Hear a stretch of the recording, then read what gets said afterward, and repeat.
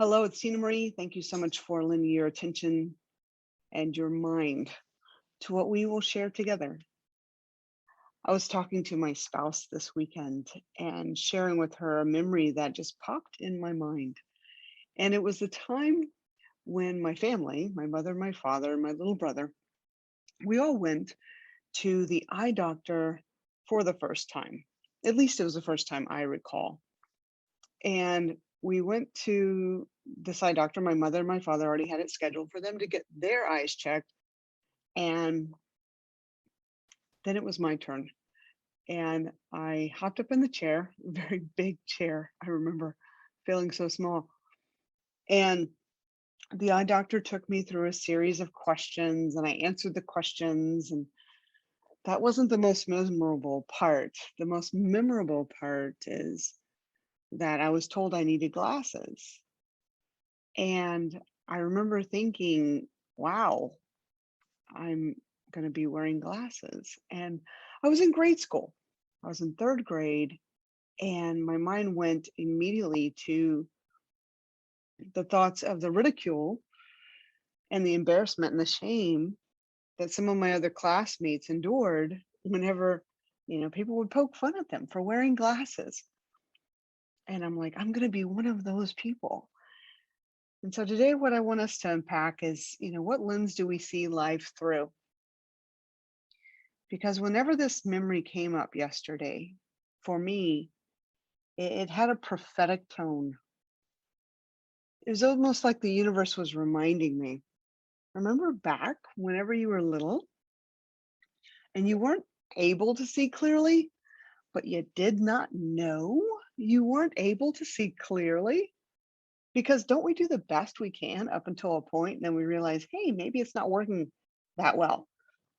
Well, up until that point, I had no clue that I was having a hard time seeing and having a hard time reading. I knew that things from time to time would look blurry, and I knew things seemed to be a little hazy, but hey, I thought that was normal.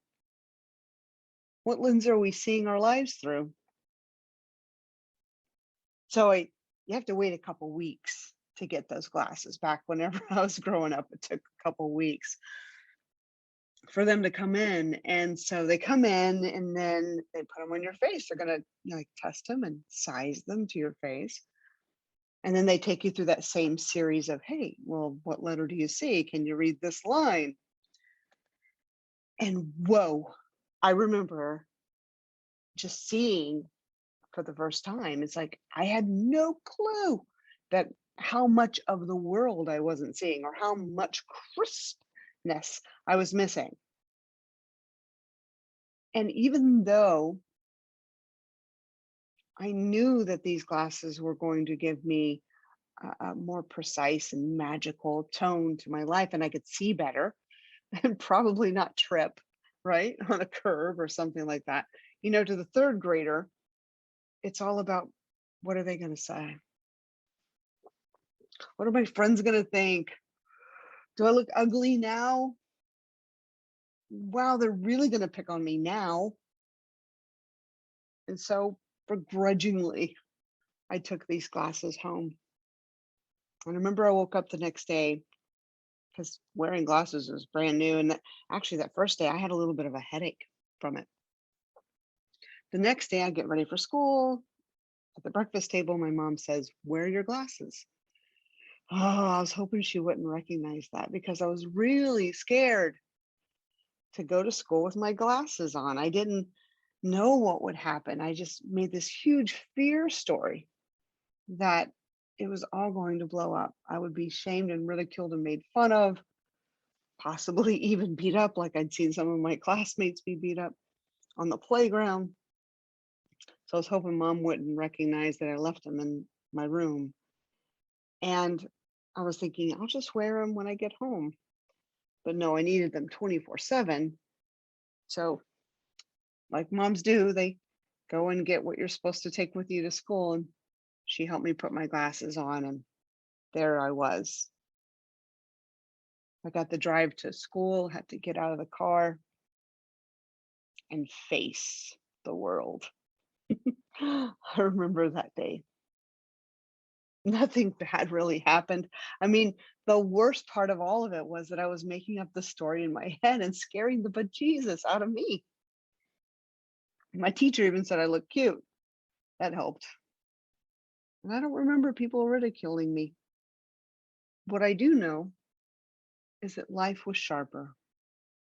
I began to take the words into my mind from the pages I was reading, and it wasn't so laborious. It was effortless. Now, for those that know me, I am a bookworm. My name's probably in the dictionary under the term bookworm. It probably says Tina Marie there. I love them. I'll be reading books to the day I pass. And so for a third grade girl with new glasses, it opened up an entire new world for me. I remember dad came in my room one night, I think I was about 9, and he said, "You got to get some sleep." So I was poured into the Black Stallion series. There was like 13 books, and I don't know which one I was on that night, but I think I read all of the Black Stallion series in less than 6 months. For a young girl in school, that's a big feat. But I share this story with us because what lens are we really seeing our lives through? And what if we are not seeing clearly? What if around us we've been agreeing to conditions and circumstances and patterns and habits and things that we believe are the real way to do it or the only way to do it, or it has to be done this way? And what if we get a dose of clarity, possibility, wonder, aliveness? What if we put on some proverbial glasses and saw our future the way maybe the universe sees it, maybe God sees it, and we lean into that? I know for me, I'm recreating my brand right now. And I took that leap. I allowed myself the space to say, the way I've been doing it, I need not keep doing it this way. And if I were to change how I'm operating my business, what avatar clients I want to work with, what services I really want to hone and create more genius in, how I want to serve the world, if I look into my soul and say, what would I love? Isn't that a beautiful lens to see our world through? And at the same time, it's so scary. Could you raise your hand on that one? It's scary because coming to a next level for ourselves does pose the threat of being cast out of a tribe, people not agreeing with us, people shitting on us. And maybe there's a part of us that wants them to still love us and like us, even if we go in the direction of our dreams. And it's scary to think that maybe relationships could end. And it's scary to think that, well, maybe I'm going to have to quit my job, or I'm going to have to change my business completely, or maybe move. And at the same time, that's where all the excitement is, the possibility and the wonder. So I remember the little me getting out of the car for the first time with her glasses on, thinking the world was going to be absolutely scary. My nervous system was ready. And the most scary thing never happened. Sometimes we scare ourselves. I know I did, and I have. The worst fear I believe that we create is the fear inside of our own heads. I think we create our own fear. And we believe that that fear is external. What if that fear is inside of us? And what if we turn to that fear and go, you know what? I'm going to have an experiment. I'm going to have an experiment. I'm going to test the waters. I'm going to go for something that's a little risky and scary. And I'm going to see maybe it's not so scary on that side. So if we tell our minds we're going to have a little bit of an experiment, I'm just going to play around with this idea. And we test the waters and literally dip our toes and maybe our entire foot in the waters of our next destiny, our next possibility. And we give data back to that fear. And we let that fear relax. I think many of us go through life with blurry vision of our possibility, blurry vision of the true potential we have. So what are we not seeing? What have we shut out in our experience to create safety? What have we not risked? Recently, one of my friends lost her husband in a car accident on one of the freeways here in Houston, and it was just instantaneous. And, they'd said goodbye in the morning and he didn't get to come home. And I just heard of another friend of mine whose best friend took the bullet from a boy who was trying to shoot her daughter. And she stood in the way of that. You would too. I know I would. And she lost her life. We're never guaranteed the rest of today, let alone the morning of tomorrow. Our lives matter. Our dreams matter. The vision inside of you, the book you want to write, maybe the movie you want to produce, the relationship you want to go for but you're scared to, the business you want to start.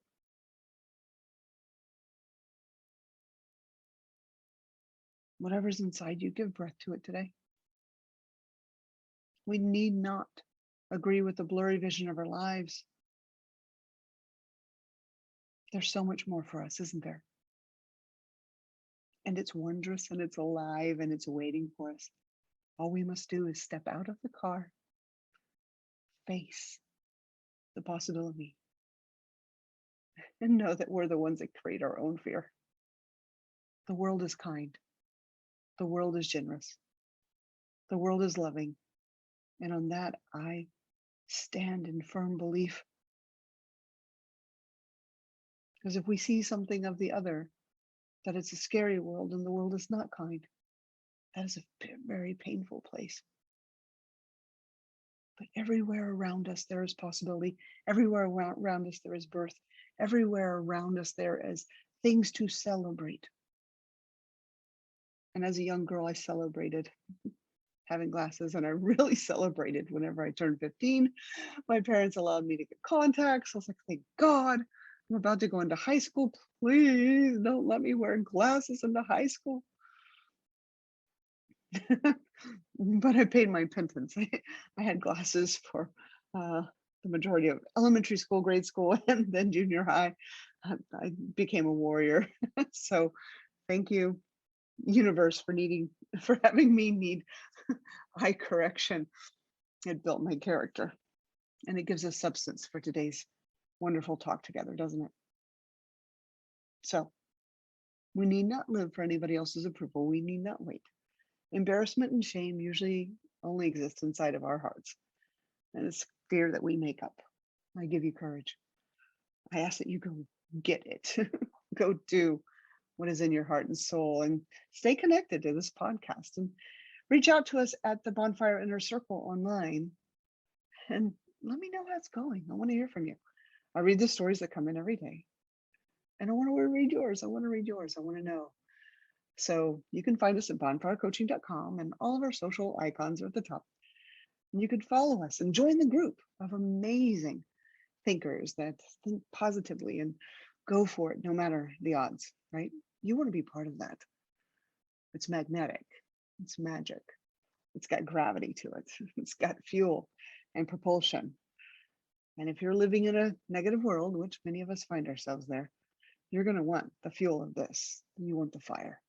So come to Bonfire Coaching and find us here. It's Tina Marie. Thank you so much for sharing today in this spark of wisdom. I'm so glad to have been with you, and I can't wait to hear our next conversations together. Till then.